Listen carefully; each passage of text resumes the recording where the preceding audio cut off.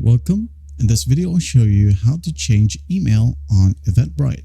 Alright, just go ahead and go to eventbrite.com or open your app. Make sure to log in.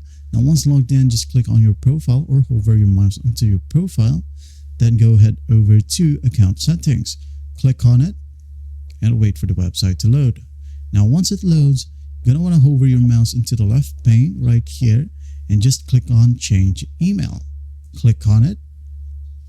Once done, in this section, as you can see, change email, account email address. This is your current email. So to change it, just click on the change button right here. Click on it and enter your new email address.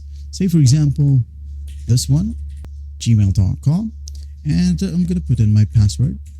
Once you're done with that, just hit on save and wait for the website to load. As you can see here, your email was changed. Now, if you can't see any changes right here, just go ahead and restart your browser right here. Reload this page. All right. And wait for the website to load. As you can see here, it has now been changed. That's basically how you change email on Eventbrite.